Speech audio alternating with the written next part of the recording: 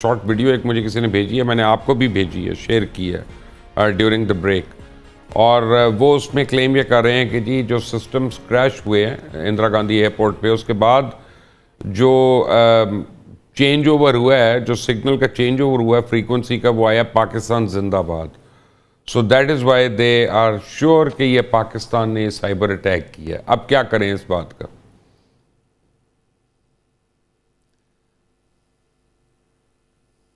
Martial, आपको मेरी आवाज आ रही है? अब आ रही है। हाँ जी। तो क्या करें अगर आपने पाकिस्तान जिंदाबाद लिखा आ गया उधर? तो हाँ जी, देखिए जी, मैं पहले भी जिस आपसे कहा था कि पाकिस्तान के पास कैपेबिलिटीज़ हैं, लेकिन हम इतने इररिस्पॉन्सिबल लोग नहीं हैं।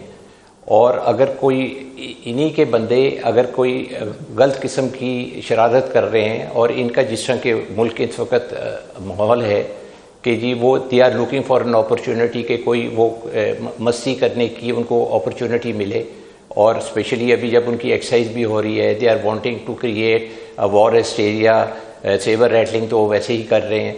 तो अगर पाकिस्तान जिंदाबाद का लिखा हुआ उसके ऊपर मैसेज आया, तो उसका ये मतलब है कि थैंक यू जो है बीजेपी फॉर सेइंग पाकिस्तान जिंदाबाद। reality is that we don't do such things। और कोई इस तरह की जो है ना इंटरनेशनल वायलेशन के बाद अपना नाम नहीं लगाता। ये उनको चीज़ पता होनी चाहिए।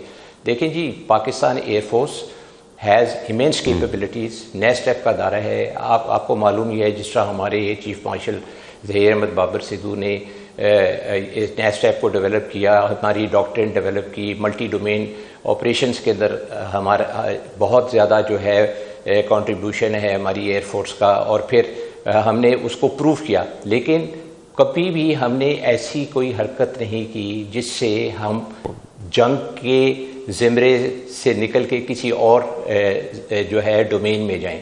और जब हमने जंग लड़ी तो पूरे दिलो जान से लड़ी और बहादुरी से लड़ी, और हमारी एयरफोर्स, हमारी आर्मी जो थी वो दे परफॉर्म एक्सट्रीमली वेल। लेकिन उसका ये मतलब नहीं है कि हम इस तरह के काम करने शुरू कर दें जिसके अंदर सिविलियन लाइव्स इन्वॉल्व हों। हम एक रिस्पॉन्सिबल स्टेट हैं and we will never like to do such a thing.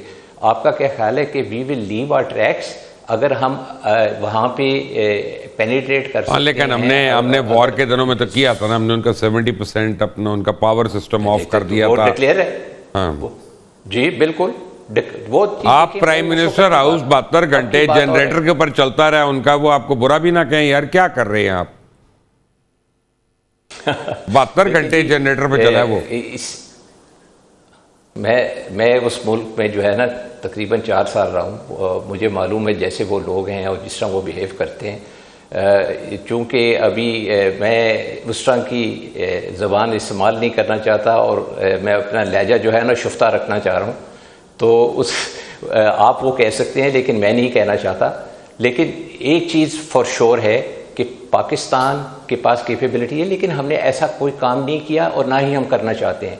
और ये उनकी अपनी वीकनेस है। देखें जी, इसके अंदर जितना भी है ना, मेरे हिसाब से तो उनकी जो मल्टी मोड जो सिस्टम से ग्राउंड के ऊपर they did not work. MMSST unable to they were not able to protect their multi mission planning systems and management systems। अब अगर वो उसको नहीं कर सके तो उसका ये मतलब तो नहीं है कि आप ब्लेम डाल दें पाकिस्तान के ऊपर। और देखें, मैं हमेशा से ये कहता हूँ कि इंडिया के अंदर वो उनका टेक्निकल प्रोग्रेस वो नहीं है जो वो क्लेम करते रहे हैं। चूँकि वो उसको क्लेम करते हैं और वो बहुत बड़ा बनने की कोशिश करते हैं, जिस वक्त इस तरह की ग्लिचेस आती हैं तो वो सारा ब्लेम जो है पाकिस्तान पे डाल देते हैं। अब देखें, इंडिया के अंदर कौन सी ऐसी चीज़ है जो कि उनको इस लेवल पे ले आए कि जी वो सारी चीज़ों के ऊपर हावी हो जाएं। आप देखें कि India has never been able to overtake us in many of the fields in technology and amply proven in. अल्हम्दुलिल्लाह। मैं आता हूँ उस पर, बट अभी भी बस ये रो ही रहे हैं, रो ही रहे हैं। अली हमजा, पहले मोदी रोता था कि क्लाउड्स ना आते तो हम ये कर लेते, फिर उसने कहा राफेल आ जाएंगे तो हम ये कर लेंगे। कोई उसको सिर्फ ये बताए यार तुम अपने पायलट्स बेहतर कर लो, सिस्टम्स बेहतर कर लो, अपनी, अब मैं क्या कहूँ उसको, आप देखें अब ये सारा का ब्लेम जो पाकिस्तान के ऊपर डाल रहे हैं बेसिकली अपनी इनएफिशिएंसी को हाइड करने के लिए हो रहा है ना ये सब कुछ, नथिंग एल्स। बिल्कुल बिल्कुल सही कह रहे हैं। मैं जो है इसमें यही बात कहना चाह रहा था कि ये तो आप मेरे से बेहतर समझते होंगे जो उनकी पॉलिटिक्स और सब कुछ, सिर्फ हम फैक्ट्स को देख लेते हैं कि उन्होंने राफेल कब लिया, 5-6 साल में, और वो वहां पे अभी तक उसमें मिटियोर और वो ऑपरेशनलाइजेशन या इंटीग्रेशन उस लेवल की नहीं हो चुकी। नहीं हमारे वो यहाँ पिछले 3 साल है, में सर ने बड़ी उनसे फायर नहीं हुआ, वो एक भी नहीं अच्छा फायर हुआ। चलिए, वो फिर तो हाँ डबल उन पे हाँ, ऊपर जो है वो अनप्रोफेशनल का वो होना एक्चुअली चाहिए। लेकिन यही तो ये मेरा पॉइंट है बेसिकली कि जैसे सर ने अभी बात की मल्टी डोमेन ऑपरेशंस और इस सब की, आप उसी के मुकाबले में J10C की टाइमलाइन देख लें कि वो कब इंडक्ट हुआ। ठीक है, chief of the air staff ने उसके लिए क्या टाइमलाइन रखी थी, नाइट का, डे का, कितनी जल्दी वो कैपेबल हुआ, और अल्हम्दुलिल्लाह अब तो दुनिया ने सारे का सारा देख लिया है। तो ये जो फर्क होता है लीडरशिप का, ट्रेनिंग का, ये इंटेंजिबल्स जो हैं, टेंजिबल्स वर्सेस इंटेंजिबल्स के आप क्वांटिफाई कर लेंगे कि यार जहाज उनके पास इतने ज़्यादा हैं, डिफेंस बजट उनका इतना ज़्यादा है, ठीक है, इकॉनमी उनकी बड़ी है, बिल्कुल ठीक है। ये जो इंटेंजिबल्स हैं, अल्हम्दुलिल्लाह अल्लाह का करम है, हमारा जो जज्बा है, फिर जो लीडरशिप है, जैसे मैंने बताया, जो विजन है, जो डॉक्ट्रिन है, अब आप प्लेटफॉर्म सेंट्रिक से बेस्ड से उसमें नेटवर्क सेंट्रिक वॉरफेयर में आ गए, उसके लिए आपने जो मल्टीपल डोमेन, साइबर स्पेस, वो सब की सब इंटीग्रेट की।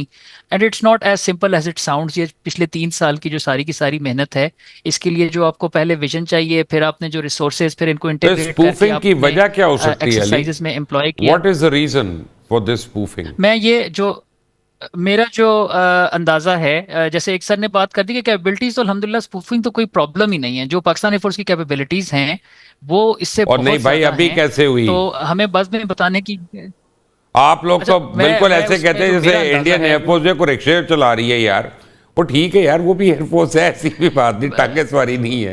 नहीं मुबashir साहब, मेरा जो जो अंदाजा असल में उसमें एयरफोर्स से ज्यादा जो उनके जो जैसे नेविक सिस्टम है ना, नेविगेशन थ्रू जो ये जो इंडियन कॉन्स्टलेशन समथिंग उसका, अब वो उनके कहते हैं कि हमारे इतने सैटेलाइट्स वहां पे हैं। आप जरा उसकी डिटेल में जाइए, देखिए कि उनमें से जो कितने सैटेलाइट थे वो फेल टू लॉन्च हो गए। ठीक है, उनके अलावा जो सैटेलाइट में भी हैं, जो उनकी रुबिडियम जो एटॉमिक क्लॉक होती हैं जिसने सारा जीपीएस के साथ ये करना है, वो फेल हो गई हैं। अब वो सैटेलाइट घूमते फिरते रहेंगे अगर स्पेस में, ठीक है, वो आपको वो ये सब कुछ नहीं दे सकते। मुझे वही जो आपने पहले बात शुरू की थी कि जो मोदी साहब हैं कि वो ये पैसे यहाँ पे लगा दें, कि वो जो भी मैंने कहा कि आपको बेहतर पता होगा, अंबानी अडानी के पास जाते हैं, वो सैटेलाइट्स जाते हैं, वो वहां पे उनकी रुबिडियम एटॉमिक क्लॉक खत्म हो गई। अगर आपका सिस्टम जो है वो सिर्फ बातों में जुबानी कलामी अच्छा चल रहा है, वो प्रैक्टिकली जैसे सर ने ऑलरेडी बात कर दी, जो उनका जो एमएमपीसी है, मैं उसका जो नेविक के ऊपर अगर वो फिर बात अगर डिटेल में भी कि मेरा 3 या 4 सैटेलाइट्स काम कर रहे हैं आउट ऑफ दोज 11 जो मैक्सिमम जो लॉन्च्ड हैं। तो ये जो चीज़ें सारी की सारी जब आप थोड़ी थोड़ी देखते हैं, आखिरी बात एक प्रोफेशनल लेवल की, मुबशर साहब वही बात आपको मैं बताऊं, कल उनका एक जो मिसाइल है पोखरान में, वो उन्होंने फायर किया, that weird of from the range, और वो जैसलमेर में एक गांव के करीब गिर गया। उसके अब पार्ट्स वो कह गिरे रहे हैं हैं। हो जाता है part of the like, but that weird of from the हाँ। target basically, that's the main point which actually what I was trying वो to say, अपना कुछ साल that पहले it उन्होंने veered off, it Pakistan was में फेंक supposed दिया to, था और माफिया मांगी थी बाद में।